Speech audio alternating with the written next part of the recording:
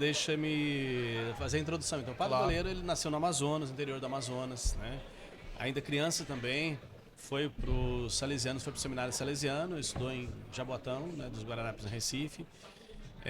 Lá ele fez a formação inicial dele, noviciado. Depois ele se desligou dos Salesianos e terminou a formação no seminário de Belém, no Pará. Sim. Lá foi ordenado padre e contava ele que ainda nos primeiros momentos depois de padre, ele sentiu no coração o desejo de iniciar uma congregação que tornasse Cristo mais conhecido como sacerdote do Pai, como sumo eterno sacerdote. E que também fosse uma presença junto aos padres, aos bispos, né, que precisassem de ajuda. Uhum. Naquele período, logo que ele foi ordenado, ele foi durante 8 anos capelão militar da base aérea de Belém. Entendi. E nesse período, andando muito ali no norte e nordeste do Brasil, acredito, deve ter percebido muitos padres que às vezes sozinhos, em paróquias, ou até paróquias sem condições de poder levar um padre até lá. Então, nesses 8 anos, ele amadureceu essa ideia e, aconselhado pelo bispo de lá então e acolhido pelo bispo de Belo Horizonte, ele veio na arquidiocese de Belo Horizonte fundar a Congregação dos Oblatos, numa cidade ali na grande Belo Horizonte chamada Lagoa Santa. E a intenção dele era reunir um grupo de homens, né, que se consagrassem a Deus, de início nem que fossem padres, mas que se consagrassem a Deus para ser oblatos, oferecer as suas vidas como auxiliares dos padres diocesanos e bispos nos seus trabalhos. Ali ele começou em 1955, reuniu ali um grupo, o primeiro grupo, até providenciar o número, eram 12, né, que começaram, iniciaram o primeiro noviciado com ele. E aí tiveram muitas lutas, né, tal. Nesses anos, em 59, 4 anos depois, que acontece esse fato da Sagrada Face, da aparição, digamos assim, do quadro da Sagrada Face. Assim que fundou a congregação, 2 coisas apareceram logo no início. Primeiro, o governo ali do estado de Minas disponibilizou ali um espaço para que eles fizessem uma espécie de uma escola, né? Foi a escola, o ginásio São Pio X, a escola agrícola Arthur Bernardes, e confiou então um grupo de crianças e adolescentes para que fossem cuidados. Isso era uma forma do padre estar presente ali e também contribuindo com as crianças, com o Estado, e ter forma de manutenção também, ter uma casa, um lugar para estar. Certo.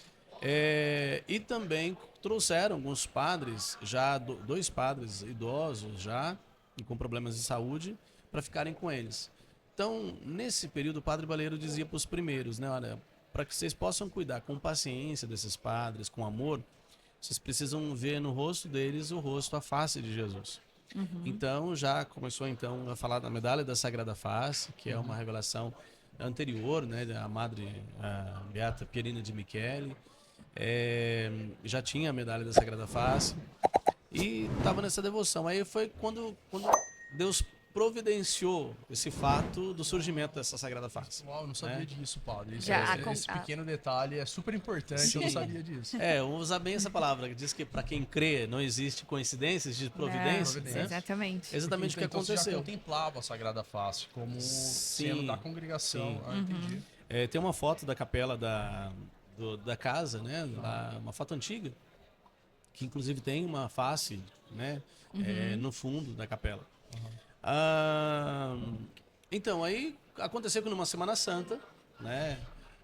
Talvez para quem é do interior de Minas, daquela região, se for nos assistir, vai lembrar lá do Canto da Verônica, né?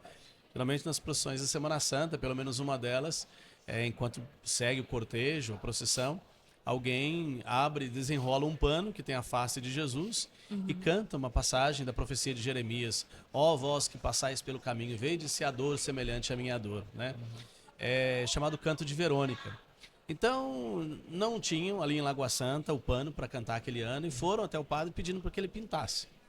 Ele não era pintor, não tinha conhecimentos artísticos e tudo, mas acabou tendo que fazer porque aquela era coisa uma questão de seja, necessidade ali. Precisava de uma Sagrada Face para cantar hoje, o melhor que podia fazer era o padre. Então vamos lá. E conta então que ele pegou um tecido de cetim, né, mais ou menos de menos de 1 metro de comprimento, por uns 50 de largura, estendeu sobre uma mesa e pintou, fez um esboço com carvão, depois completou com os dedos mesmo, com tinta, e ficou ali uma face bem mal feita para secar. E depois, quando tiraram o tecido, do outro lado havia uma outra face, que era, a princípio era uma espécie de um vazamento, né? Mas que era muito mais bonita. Uma transferência, né? Como se fosse uma transferência do pano, do outro lado do pano. Porque você tinha um pano bem fininho, né? Assim. Mas muito mais bonita, muito mais perfeita, né? Do que aquela que ele tinha pintado, né? Uau. Não sei se você tem a foto e depois Não, mostrar as duas. A gente vai colocar na imagem depois, quando for colocar na edição, a gente coloca as duas. É nítida. É muito interessante um é muito comparar, feio, o outro né? é muito bonito. Então, aí usaram naquele dia, não sei como foi. Depois, como era muito bonito, ficou guardado aquele tecido. Perfeito. E então começou a olhar, aquilo se tornou para aquela congregação que estava começando, com muitas dificuldades com poucos membros, não tinha estrutura de formação, não tinha casa própria, todas aquelas dificuldades todas. Foi um sinal, quer dizer, realmente Deus nos deu a sua face, né? Ele mostrou para nós a sua face, a face sofrida, do sofrimento que a gente está vivendo, para ser contemplada, para ser admirada, para ser para nós a face dele. E aí a congregação carregou, né? Ela mudou de casa, depois foi São José das Três Ilhas, um lugarzinho perto do Juiz de Fora, depois lá foi para Monerá, na região da Serra de Friburgo, no Rio de Janeiro, até que ali no início dos anos 70 se estabeleceu em Roseira, onde foi construída a casa principal da congregação e foi feita uma capela onde ela fica exposta, né? Lá até o dia de hoje. Legal. Então, e aí muitas pessoas, né, sempre recorreram e têm recorrido ainda à face de Jesus nas suas angústias, nos seus sofrimentos e voltam a ela para agradecer também. Né? E com relação à imagem, já fizeram, padre, algum tipo de teste, digo científico mesmo, para saber... Para comprovar, né, se não foi uma transferência mesmo, etc. Isso, e para saber até se houve assim, se realmente a tinta transpassou pro outro lado do cetim, ou se realmente, assim, já fizeram foram duas tipo de imagens, né, foi, desenhadas. Logo depois do acontecido, o cardeal Mota, que era cardeal aqui de São Paulo, onde nós estamos gravando hoje, era muito amigo do Padre Baleiro, esteve na casa visitando. Ele mostrou então a Sagrada Face, contando o que tinha acontecido. Ele recomendou então, olha, leve para alguém então para fazer um exame para ter uma explicação. Então foi encaminhado para o Museu de Belas Artes do Rio de Janeiro, na época em que não me lembro bem o nome, acho que é Roberto Pompeu de Toledo, não sei a função dele. Ele fez um laudo sobre aquela face. É claro que um laudo científico não vai dizer foi milagre ou não foi milagre, claro. Mas diz assim, olha, assim, resumidamente ele diz, não é um simples vazamento, porque não sairia tão perfeito, e há de se perceber que foram duas pessoas com dotes artísticos muito diferentes a trabalhar em um lado e no outro do pano, né? Então não é um simples vazamento, uma cópia, alguma coisa assim. É o laudo que temos e talvez hoje precisássemos, né, ter outros estudos ainda, né? Para nós, no caso, vale essa expressão da presença ali daquela face que está exposta. Então o que temos é esse laudo dizendo que não foi só um vazamento, realmente é um trabalho de uma outra pessoa do outro lado, e que nós acreditamos que seja a mão de Deus ali a agir, nos mostrando a sua face. E ali, quando ele foi pintar, outras pessoas estavam presentes, ou não? Tinha outras pessoas que estavam na casa, mas assim, eles viram quando tirou o pano da mesa. Na hora dele pintar, não sei certo, assim.